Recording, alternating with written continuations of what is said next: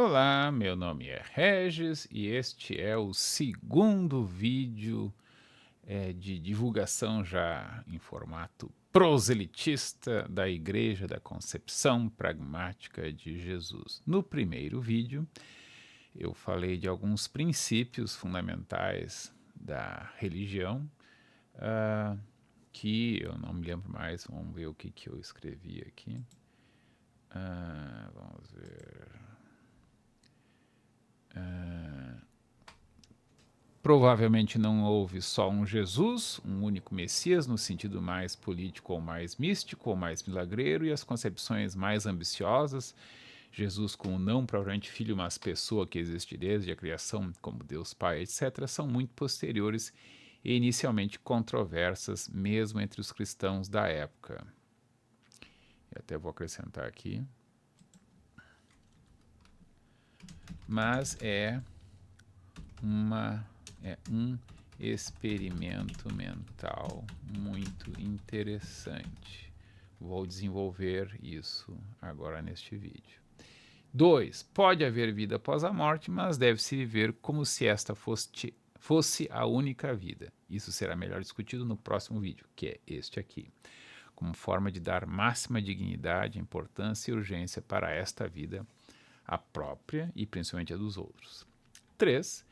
É permitido usar de força potencialmente letal, mais ou menos dentro das regras de engajamento militar ou legítima defesa da integridade física ou da própria ou de terceiros, ou da vida própria ou de terceiros. Isso é injusto, mas o objetivo não é justiça e sim segurança. Tem mais a ver então com direito do que com justiça.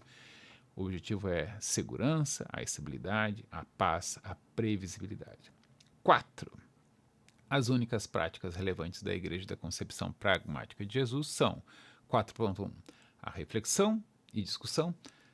Na verdade, eu esqueci que eu chamo isso de oração. Vou tratar isso no próximo vídeo, que é este aqui.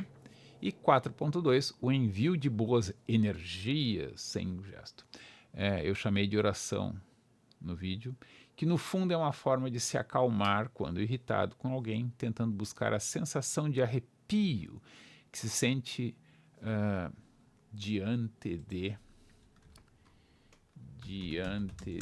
algo belo, uma canção, uma música ou outras obras de belas artes, uma ação, aliás, uma música.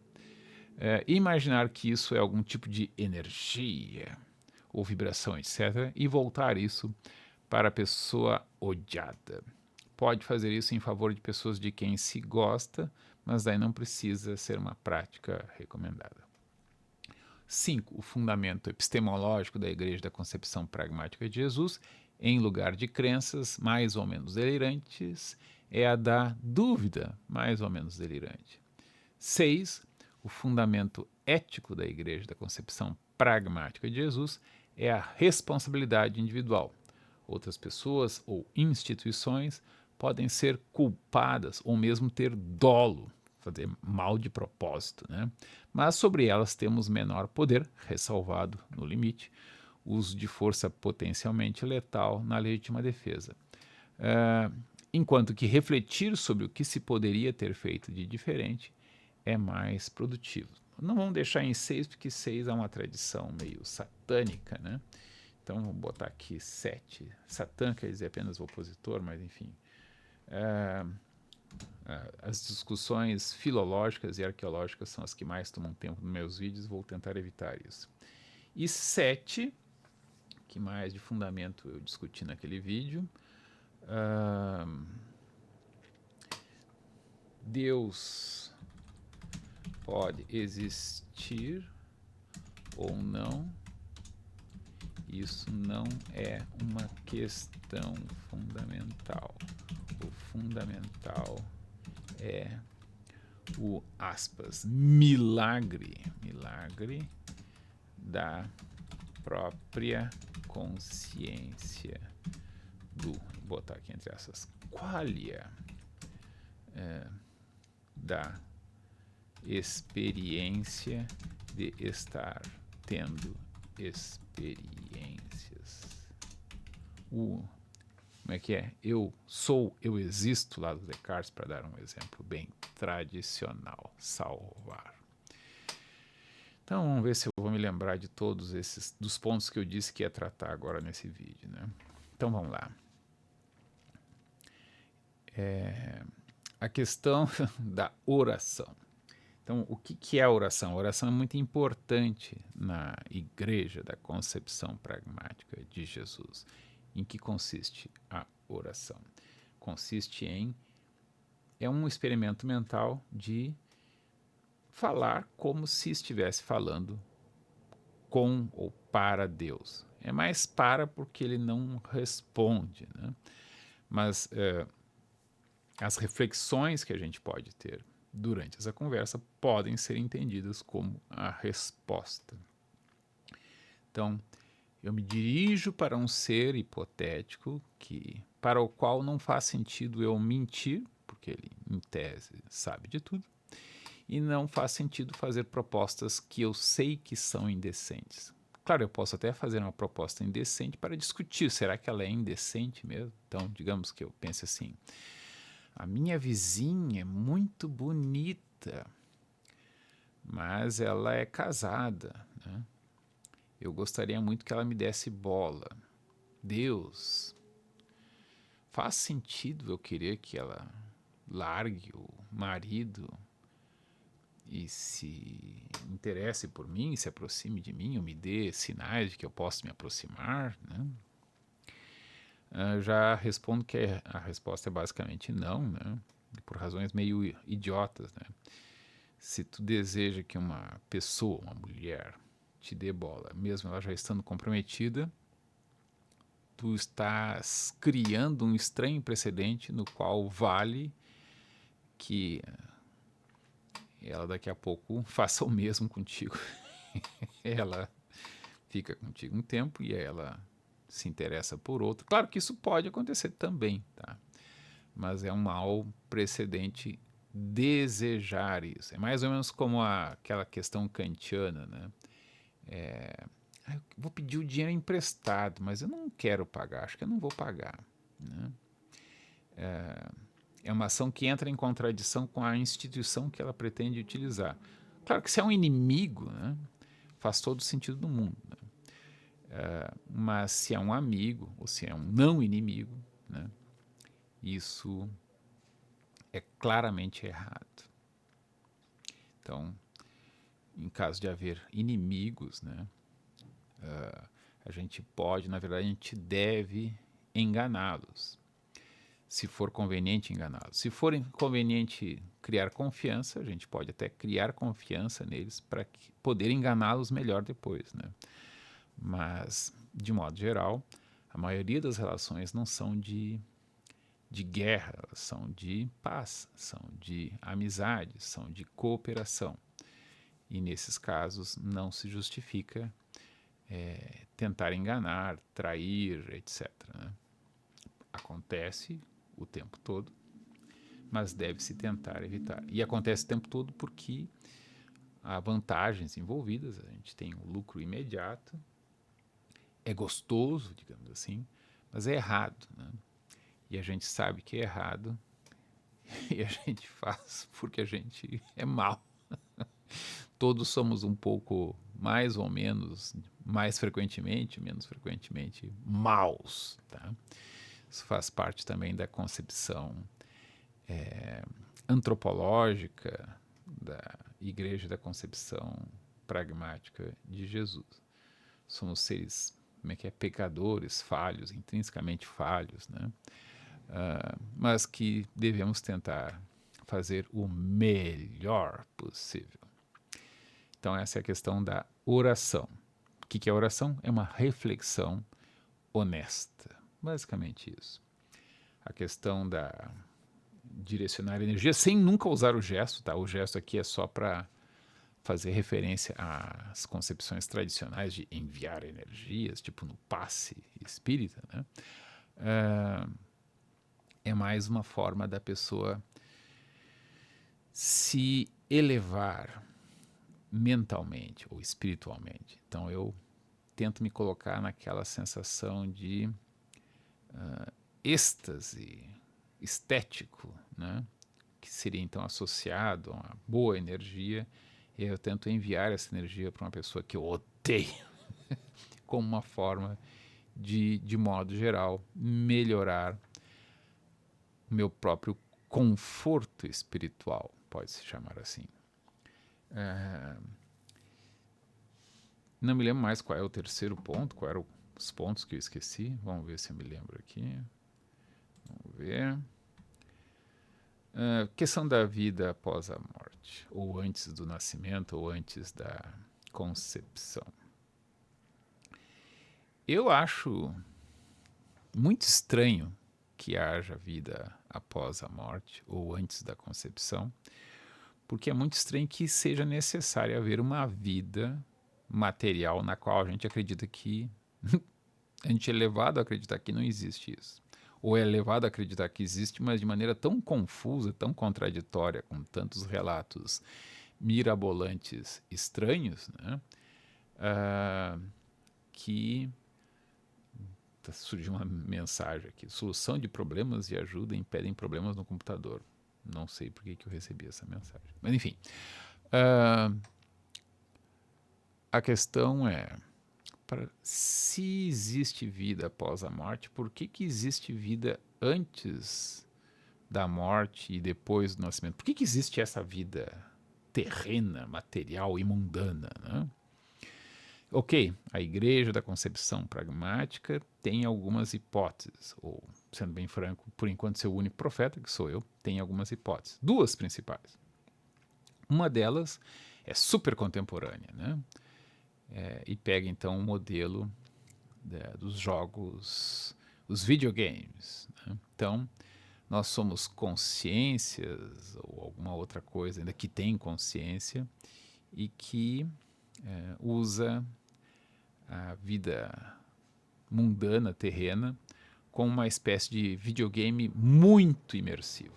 Então, num videogame eu posso ser um atirador lá que mata monstros, alguma coisa assim, né? Ou posso ser um comerciante, ou posso ser um monte de coisas. E a vida terrena seria uma espécie de joguinho que consciências muito mais amplas do que nós gostam de fazer. E aí, a nossa vida estreita, né, nesta mente com minúscula memória de trabalho, seria lá como um personagem de um jogo que também tem lá suas limitações, pode ser mais ou menos tosco a questão dos gráficos, etc, etc.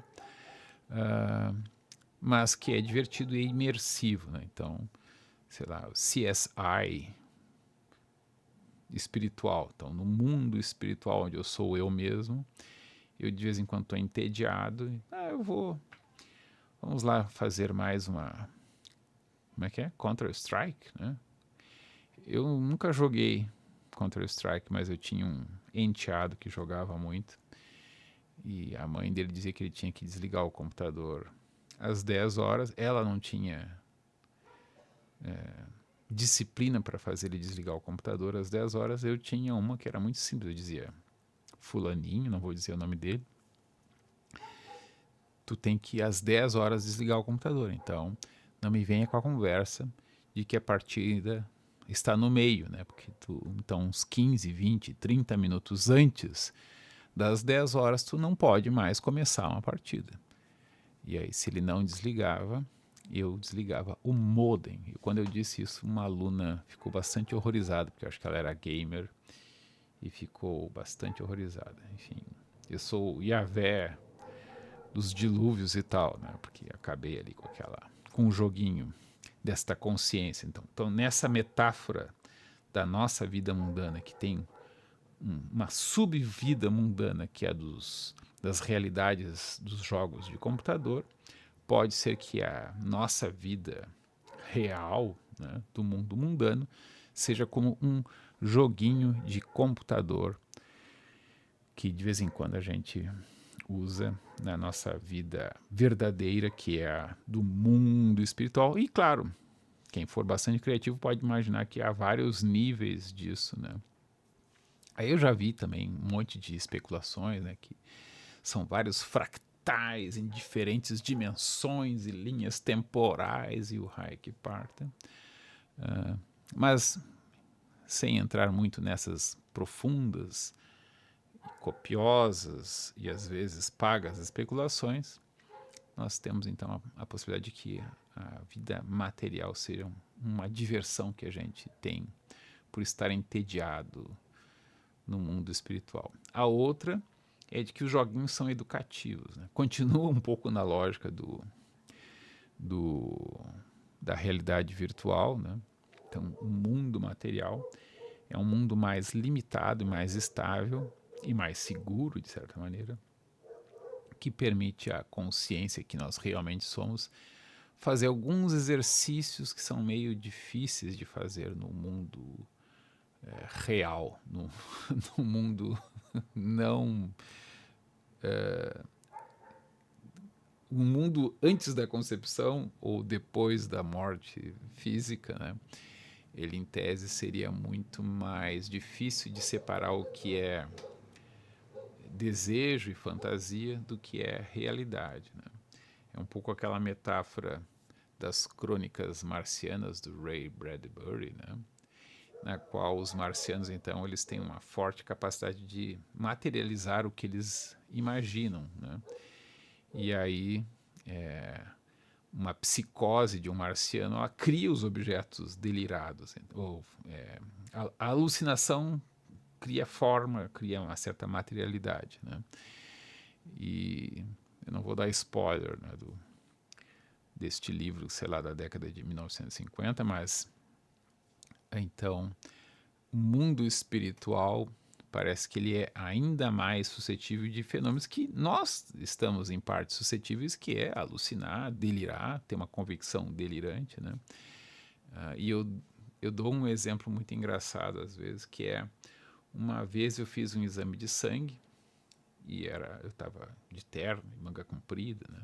E estava com uma valise meio pesada, acho que tá ali. E aí a técnica de enfermagem que coletou o sangue disse: olha, o senhor não, não faça força com esse braço do exame, né? Por uma meia hora, né? Para evitar de, sei lá, de haver um sangramento, hematoma, alguma coisa assim. E aí eu fiquei cuidando daquele braço, né? E, assim, meia hora depois, tava doendo muito. Tava doendo muito. Aí eu cheguei em casa. E aí fui ver o que aconteceu com esse braço. Por que tá doendo tanto, né? E aí eu tirei o casaco, arremanguei a manga, acho que tirei a camisa mais precisamente.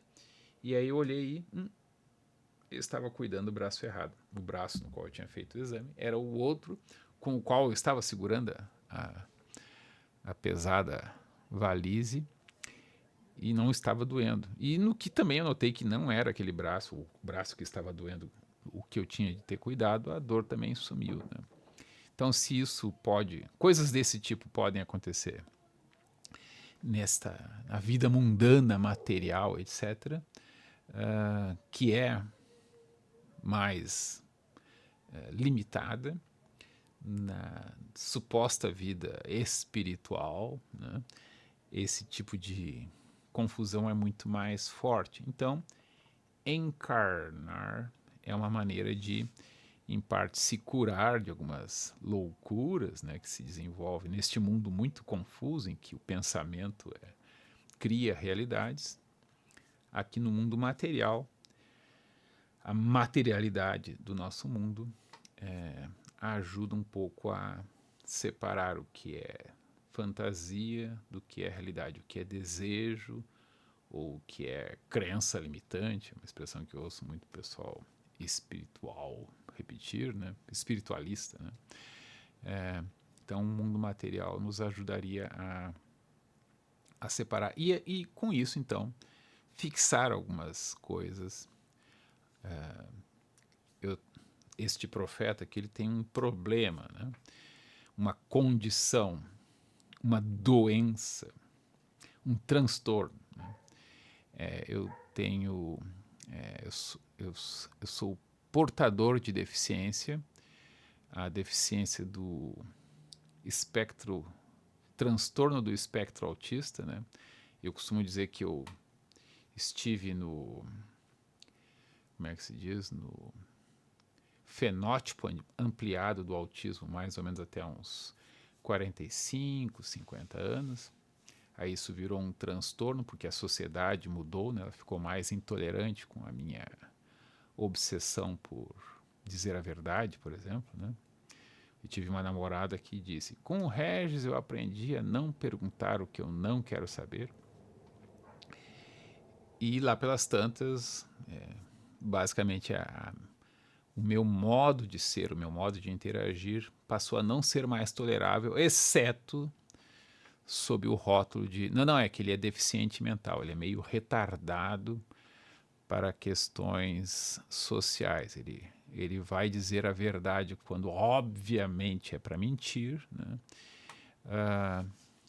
E ele vai chamar as coisas pelos nomes que elas têm, né? Por exemplo, índio em vez de indígena. Na verdade, essa eu até aprendi a dizer indígena no lugar de índio.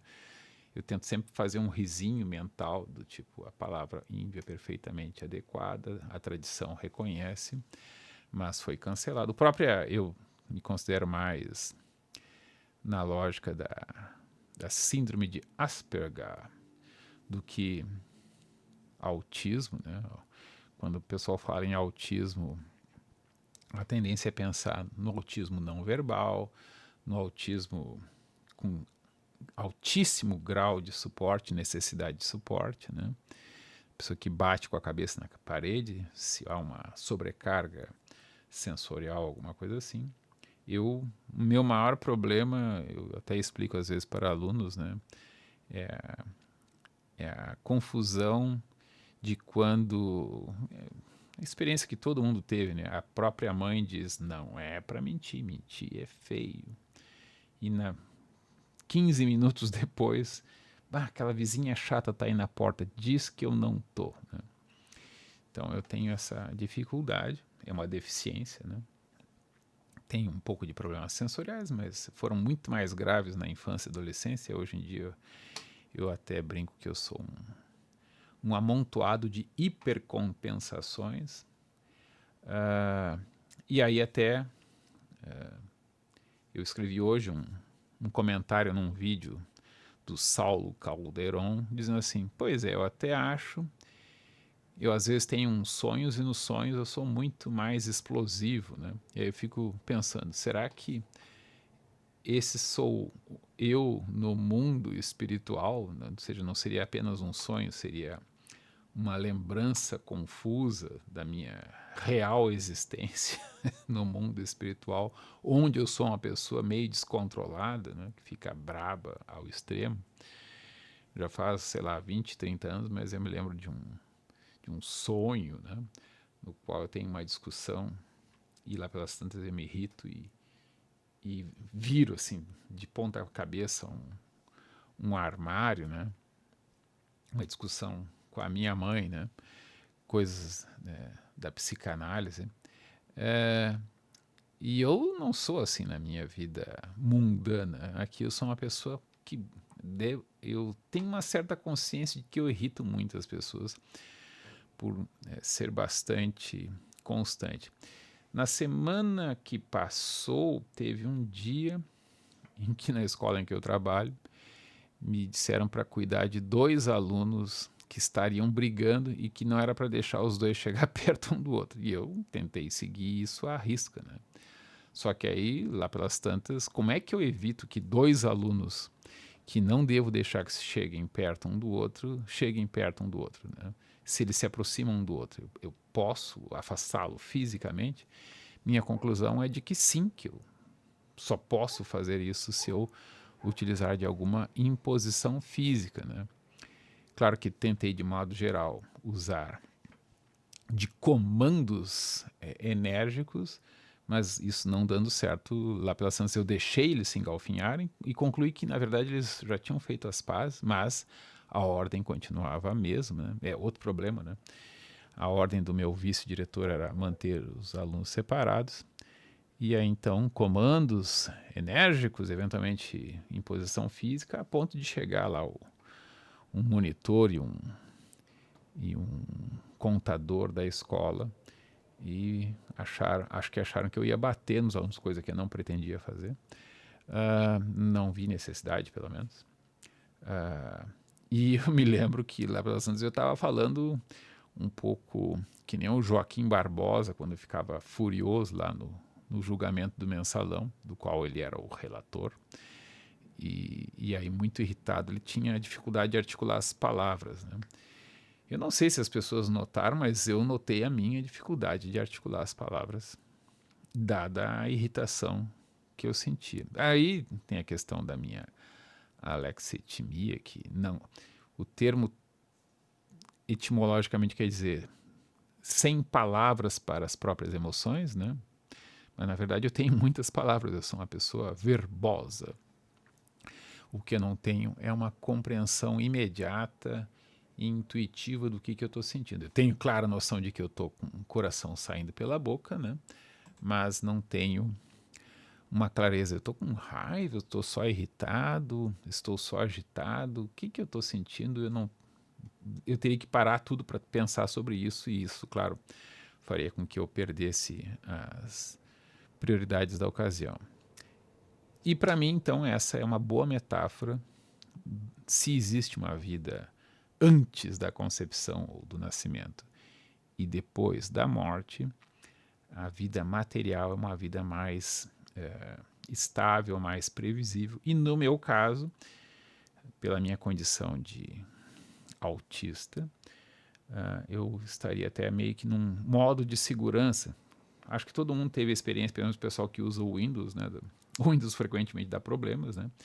E aí existe a opção de ele reiniciar e recarregar em modo de segurança. Ele não carrega tudo porque não se sabe qual dos programas que no carregamento anterior levou ao colapso do sistema.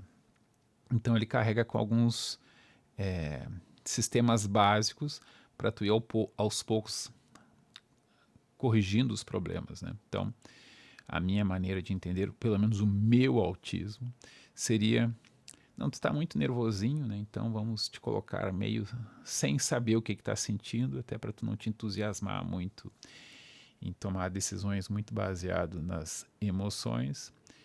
E tu vai ter dúvida de praticamente tudo, tu vai ter uma dúvida delirante. No meu caso, então, pode ser que a minha experiência seja essa, e eu confesso que eu não anseio muito por voltar a ser dominado por emoções. Eu não quero me curar, porque eu já estou muito identificado com essa forma fleumática de ser. Né? Mas enfim,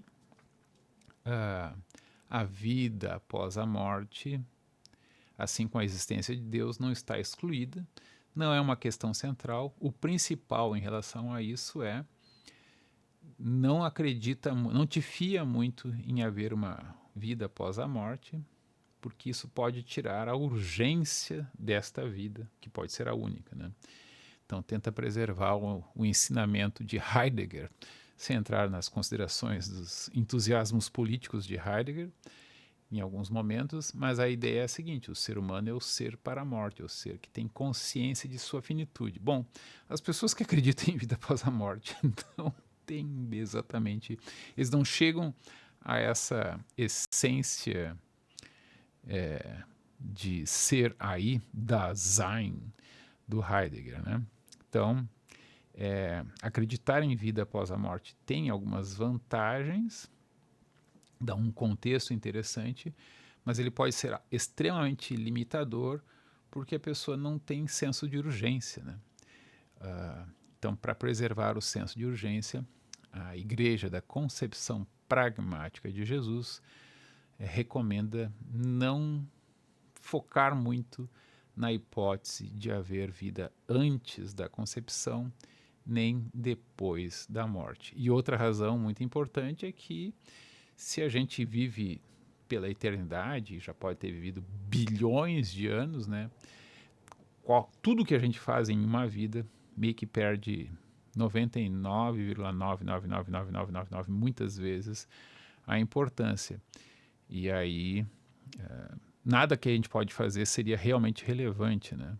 Nem para o bem, nem para o mal, porque somos eternos.